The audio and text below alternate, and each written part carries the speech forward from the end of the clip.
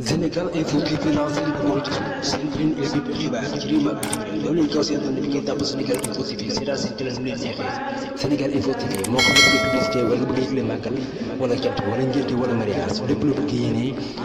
ñoo ñu fii Sénégal Info TV la seen moom di suñu waaw loolu laa wax. ban teewoo moo amul ndox fii nga ni leeralal préfet leeralal ñun xamuñu année bi amul ndox rek la ñu wax 160 bi ñoo ko fi tëral ci programme d'urgence ñu toll ci 1 kilomètre ku ko jiitu amul amul ndox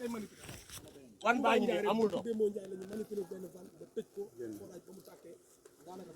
nañ dem feneen nañ dem feneen ñu wan leen yeneen bu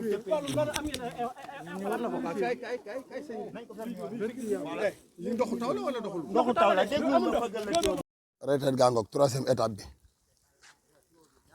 ñoo ngi fii warante xooxaan tekki tubay ñang ñëw na ñëwee tuyau bi amul ndox waaw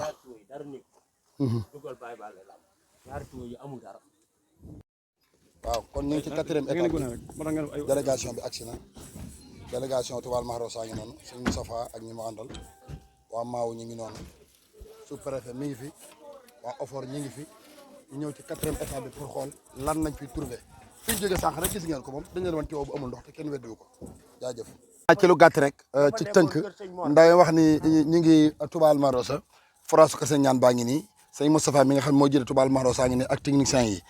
léegi nag li nga xam ne mooy première étape bi dem nañ fële ca kër sëñ Mor May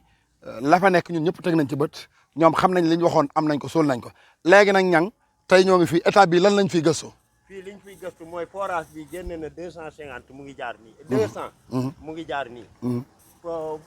wan bi fii mbeddum looyeen na dafa am kër yu fi tag nii forage su ndaamaatu la jóge am na 200 bu fi jóge ñaari 200 yi fii lañ daan ku koy gis da ngay kon nag tey ngeen xam ñi ngi ànd ak préfet ak waa Maou Rahmati ñoom ñëpp ñi ngi fi teew fii nii lañ wax dafa am ñaari 200 yi fi jaar loolu nag lañ war a vérifier xool ko bañ gis ñaari 200 yi fi jaar ndax tëral ab 200 ci wetam loolu du yoonu ndox kon loolu lii la mooy ponk bu njëkk bi bu ñu kanamee leen joxaat beneen étape incha allah. Sénégal Info TV en seen de mouridisme seen bi leen indi bépp xibaar si réew mi ak bitim réew abonné leen seen bi di Sénégal Info TV